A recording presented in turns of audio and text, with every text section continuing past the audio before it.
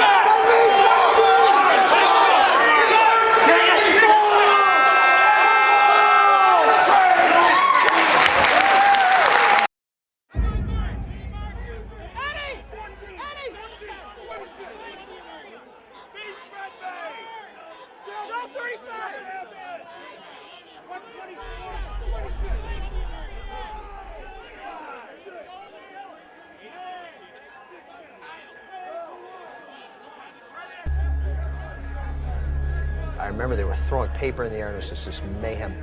I looked at him, I said, well, what's going on? And he said, well, you know, this is where they work, this is what they do. This is what happens every day. I was just like thrilled. I was like, this is something I'd never seen before, you know, eyes got wide and I was like, everybody looked like they were in a riot, but there was some kind of order to it, and I just had to be part of it. The biggest pits in the world are here in Chicago. Chicago Mercantile, the Board of Trade, Board Option Exchange, even the Chicago Stock Exchange. There's no place else that you have 9,000 pit traders all in one city. Nowhere else in the world.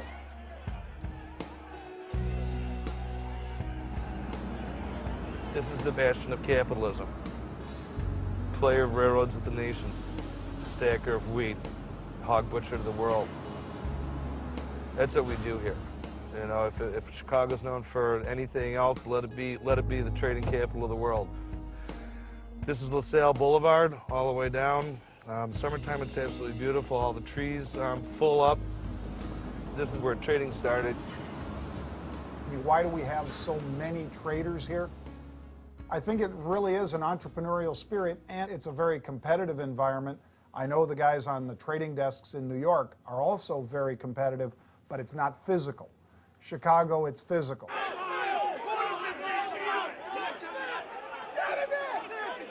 It was based on gentlemen's rules.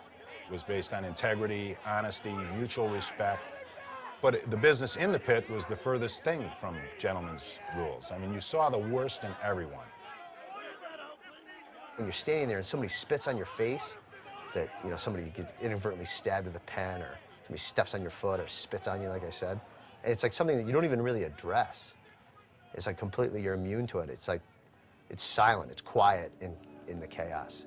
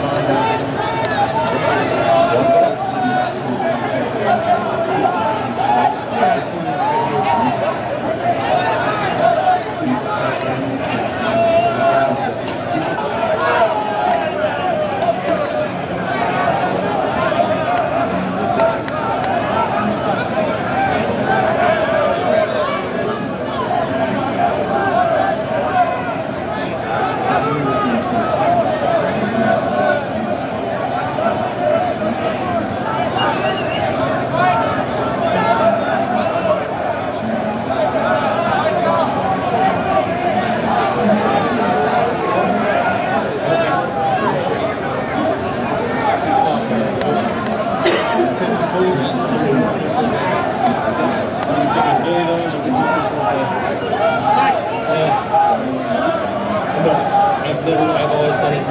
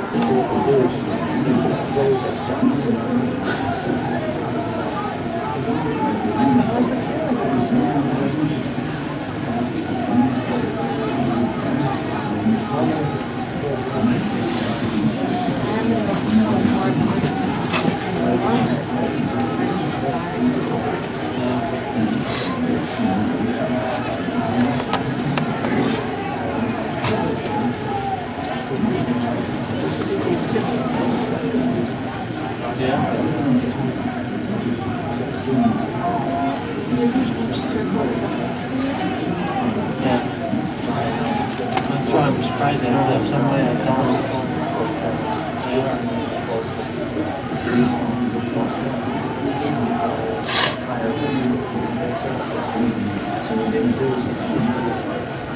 Change takes more.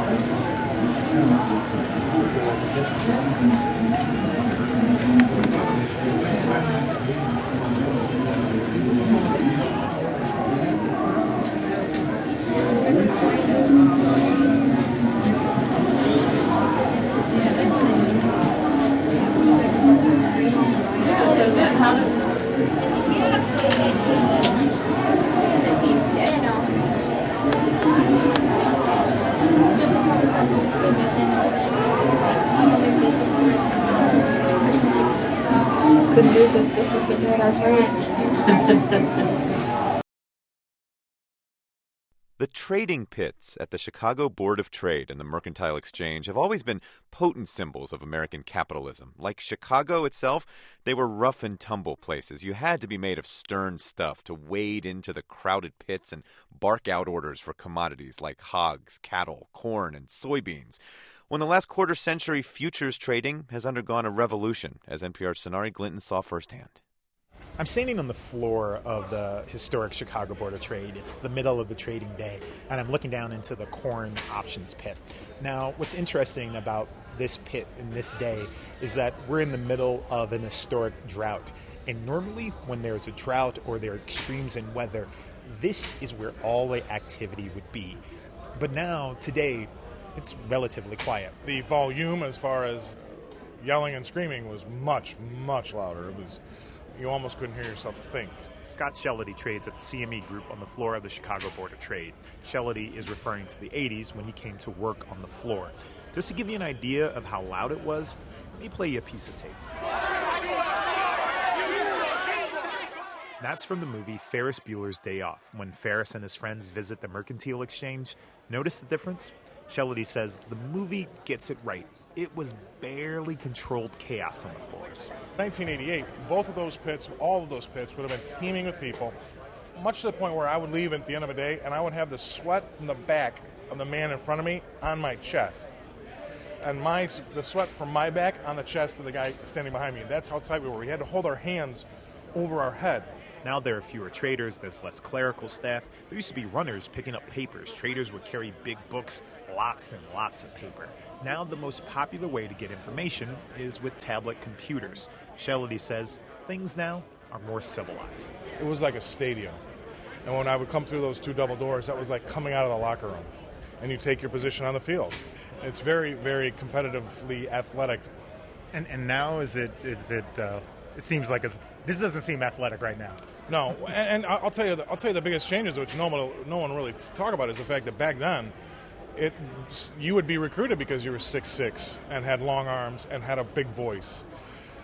The type of trader has changed, so now we've got more slight, more academic, smarter kids from MIT and Harvard and Yale, when we used to have football players from Illinois and Michigan and Notre Dame. The Chicago Board of Trade and the Chicago Mercantile Exchange, the two biggest exchanges in Chicago, merged a few years back. They formed the CME Group and operated out of the old Board of Trade building. A lot of the trading has left the pits and gone electronic. Trading volume, though, has gone way up in recent years, and many have predicted computerization would mean the demise of open outcry trading in Chicago. Shellady says there's still some expertise that's in the heads of traders you still need. He says there's some things you just can't do on a computer screen yet. I want to buy this, sell this, buy this, sell this, sell this, buy this. All different strikes, all different derivatives, and you want to package it as one. That's really hard to emulate on the screen.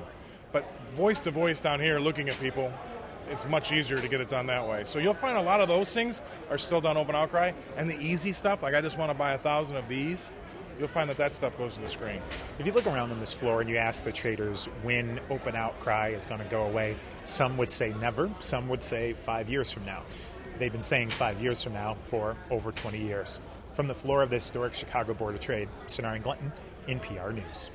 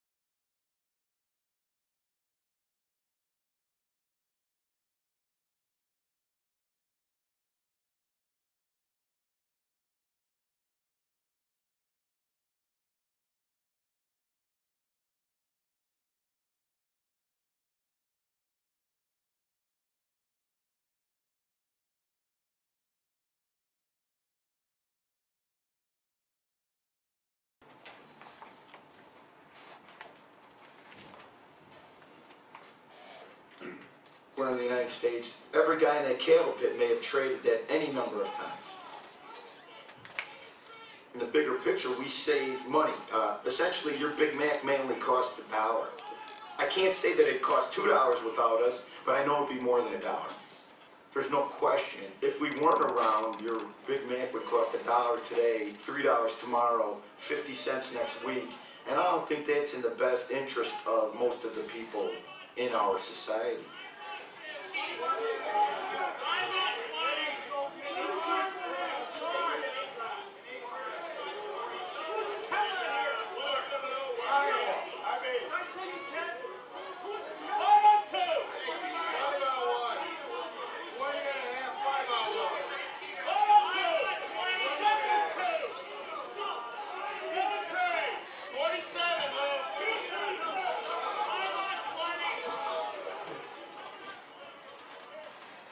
The lifespan of a steer may be a year. They're little cows running around in a pasture somewhere.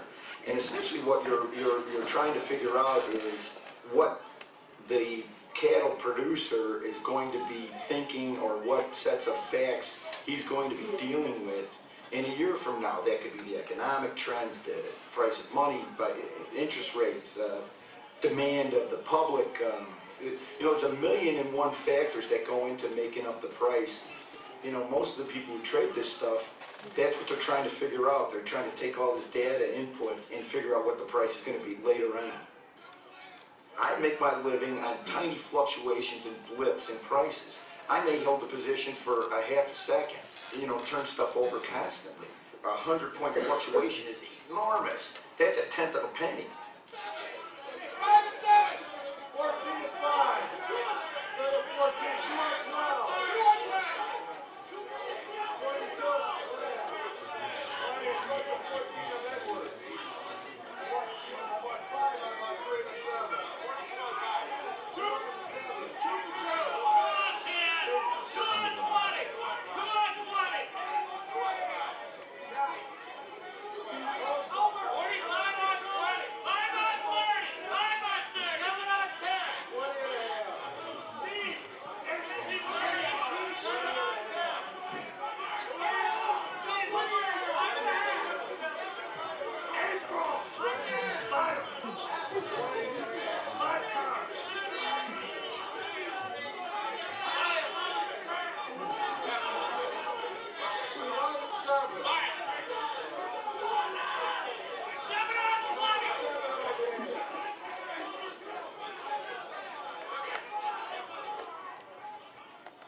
contract specification is for 40,000 pounds of live cattle.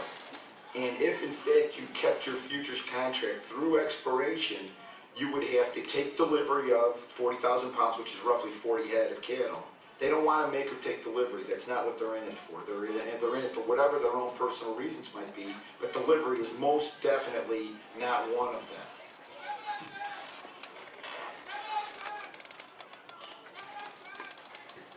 It's all noise, but it's not. It's like any other business. It's a language. It has a language of its own, and once you are able to discern what's important, you don't hear noise.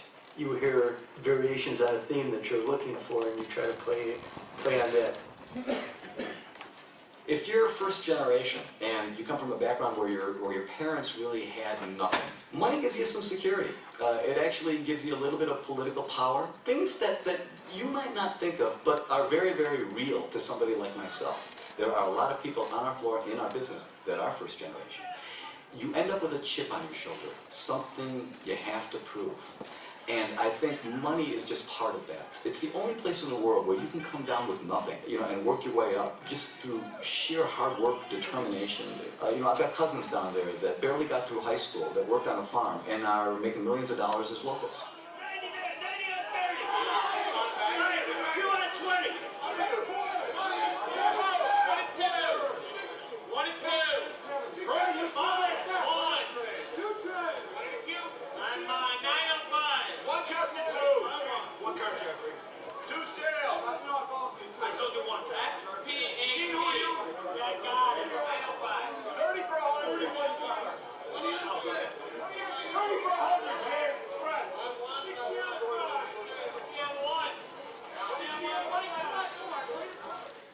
We, in the cattle pit, we pride ourselves on being a gentleman.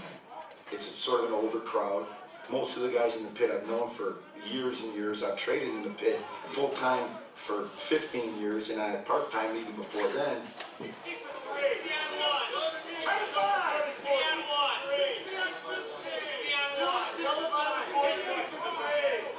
Barney and I have known each other since like the 3rd grade. That was sort of how I got in the business. Barney's dad was down here and came from the Chicago stockyards to the pit, and then we sort of came down here as a summer job, as a fluke. I've sort of been here ever since by default. I've been down here a long time. It's funny because I always say I grew up down here.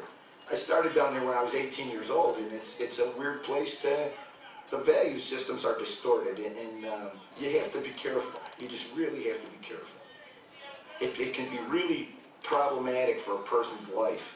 You give a 25-year-old guy a ton of money, and it creates some serious problems. And my hope is that over the years I've matured, because it's a difficult place to mature in.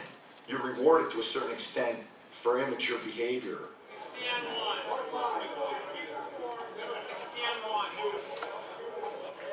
Sometimes it reminds me of a big high school locker room. There's a bunch of us guys, and we're all victims of arrested development. Or else we couldn't stand in the pit every day and kind of take the risks and do the things that we do. You put 30 guys together anywhere, and I think things sort of sink to a pretty low common denominator. And and I say that I'm not embarrassed of that. It's fun. We have a good time.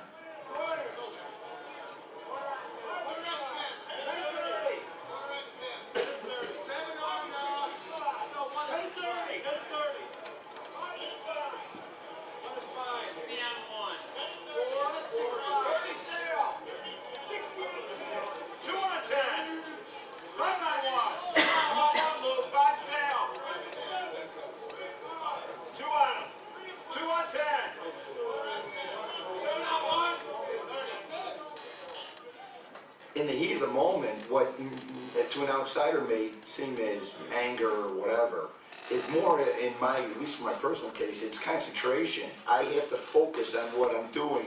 And for me, I try to listen to 3 different crowds. Most of the time I can do it. And so I don't want to hear anything else. And it's people think I'm angry, and I'm not. I'm just paying attention.